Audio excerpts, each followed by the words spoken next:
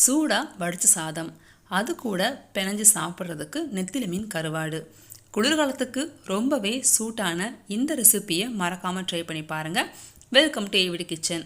நம்ம இன்றைக்கி செய்ய போகிற ரெசிபி நெத்திலி கருவாட்டு தொக்கு. ரெசிபி நிறைய தெரிஞ்சுக்க ஏடு கிச்சன் சேனலை சப்ஸ்கிரைப் பண்ணிவிட்டு பக்கத்தில் இருக்க பெல் ஐகான் ஆல் கிளிக் பண்ணுங்கள். கருவாட்டுடைய தலையை நீக்கிட்டு இதே மாதிரி வெதுவெதுப்பான சுடுதண்ணீரில் 10 நிமிஷம் ஊற விடுங்க. நான் இன்றைக்கி 200 கிராம் கருவாடு எடுத்து ஊற வச்சுருக்கேன். 10 நிமிஷம் ஊறட்டும்.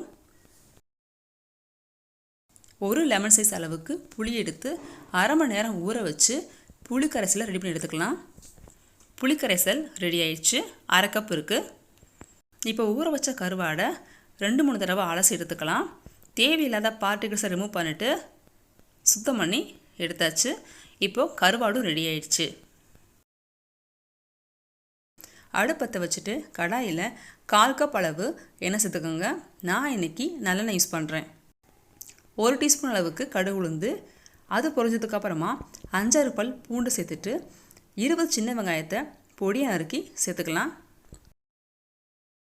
கூடவே ஒரு பச்சை மிளகாயை கட் பண்ணி போட்டுக்கலாம்.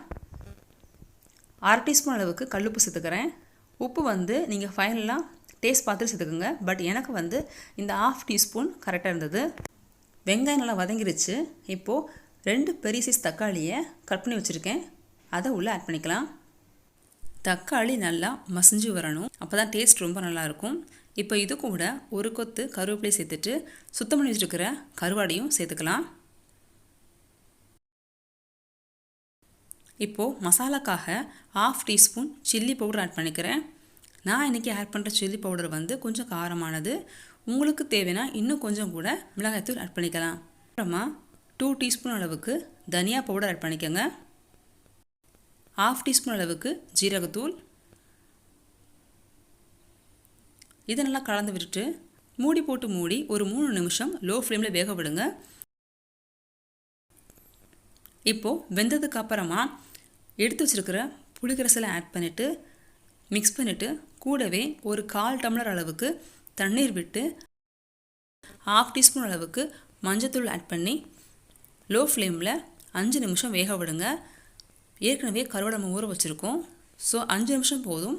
கருவாடு பர்ஃபெக்டாக கிடைக்கும்.